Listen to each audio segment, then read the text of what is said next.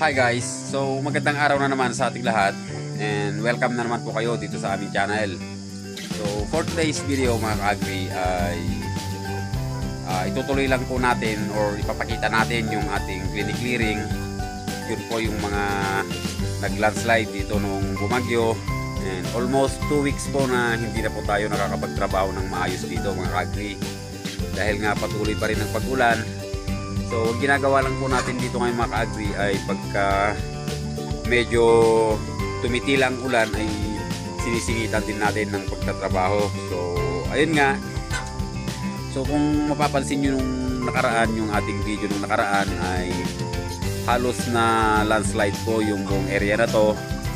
And yung kulungan ng manok natin na nandito is nahulog, nalaglag, naitulak po ng lupa.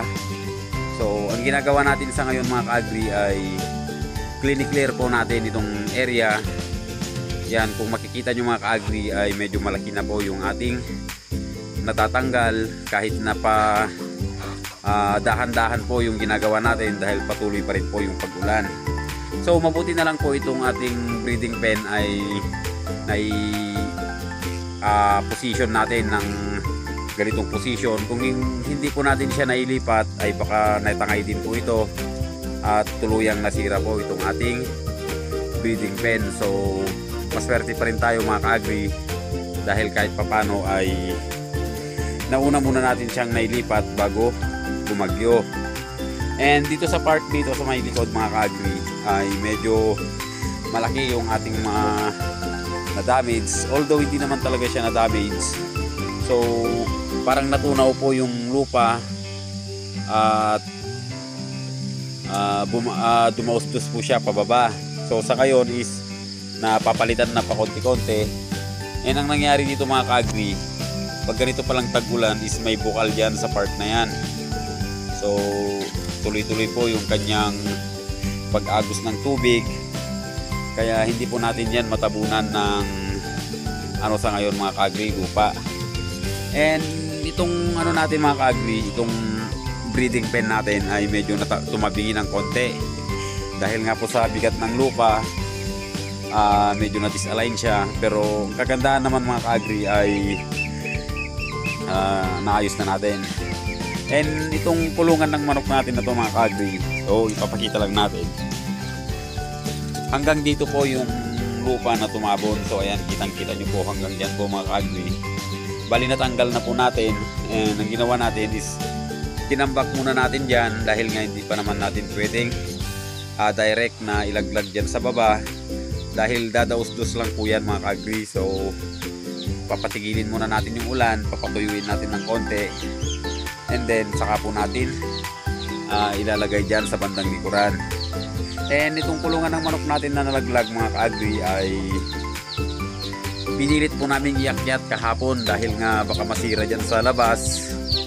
And ang ginawa natin is kinulong po natin yung ating mga alagang Muscovy ducks ulit. So sa Muscovy ducks mga ka-agri ay mayroon po tayong naging 5 mortality dahil kitang-kita nyo po nung nakaraan ay basang-basa po sila. So ngayon ay nakaka-recover na po sila ng konti. So ino-open pa rin po natin yung pagkain para mabilis silang lumaki and lumakas na po sila ng tuluyan. And dito po sa ating mga native na manok ay may naging 2 na po tayong mortality at hindi po natin alam kung madadagdagan pa dahil nga sa yung iba is parang mahihina. Maingay po sila mga ka-agri kung napapansin nyo. So sintomas po yan na parang may nararamdaman sila or nilalamig siguro sila mga ka-agri. So nandito naman yung kanilang ina. So siya yung ginagawa muna natin na nila parang nagpapainit sa kanila mga ka-agri. Pasensya na kayo mga ka-agri, medyo madilim na kasi pag 5:30 na ng hapon. Kakatigil lang po natin yung trabaho. So kung mapapansin nyo, itong ating mga alagang manok ay nandito na po sa taas. And ang masamang balita po, yung 2 pabo natin ay hindi na nakabalik ng malakas ang ulan. So hindi po natin alam kung sila po ay namatay or naligaw po dito sa area. Dahil nang umaga pa po nung nakaraan ay nandito pa sila nung nagpakain tayo. And pakalawang araw na po silang wala, ino-observe lang natin, baka bumalik. And yung ulik ba natin mga ka-agri na naglilingling, so ayan, hindi mo kasi makita mga ka-agri. Bali, namisa na po siya, mayroon po siyang 6 na sisiw. Dinala ko na rin po dito para dito na po natin sila palakihin yung mga sisiw. And speaking of ulik ba mga ka-agri, yung isang ulik ba natin na inahin nung kasagsagan po ng bagyo ay nagawi po doon sa dati nating area, yan sa may bandang harapan. So nandun po siya, huliin na lang po natin siya pagka may time. And itong mga ano natin mga ka-agri, Muscovy ducks dito ay okay naman. So nag-start na rin po silang mangitlog.